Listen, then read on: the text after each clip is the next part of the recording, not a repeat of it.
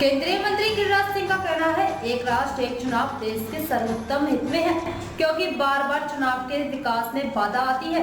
एक राष्ट्र एक चुनाव देश के संघीय ढांचे को कमजोर नहीं करेगा, यह देश को मजबूत करेगा। यदि कांग्रेस एक राष्ट्र एक चुनाव को अस्वीकार कर रही है तो यह उनके दोहरे मानदंड को दर्शाता है। पूछता हूँ, वन नेशन वन इलेक्शन देश हित में है।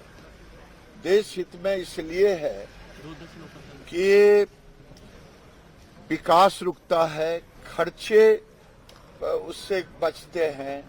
और क्या 1967 तक, मैं विपक्ष से पूछना चाहता हूं, खास करके कांग्रेस से, 1967 तक देश में एक नेशन एक इलेक्शन ही तो हो रहा था। उस समय फेडरल स्ट्रक्चर पर चोट नहीं आ रहा था। ये कहना गुनाह है कि फेडरल स्ट्रक्चर पर चोट है, बल्कि नेशन को और मजबूत बनाएगा, विकास होगा, ये है।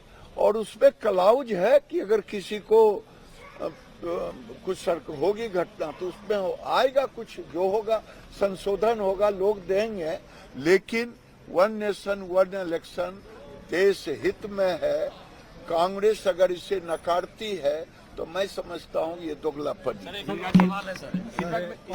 संविधान को कुचलने का काम भारतीय जनता पार्टी, ये कौन सा संविधान को कुचलने का है? 1967 तक देश में चल रहा था तो संविधान ठीक था, और 1967 के बाद अभी वन नेशन वन इलेक्शन आ रहा तो संविधान कुचला जा रहा है।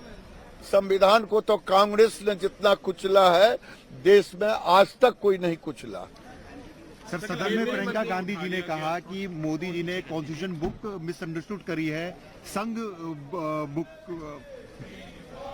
मुंह है, बड़े घर में पैदा लिए हैं, कभी सड़क पे आंदोलन बचपन की तरह नहीं किए हैं।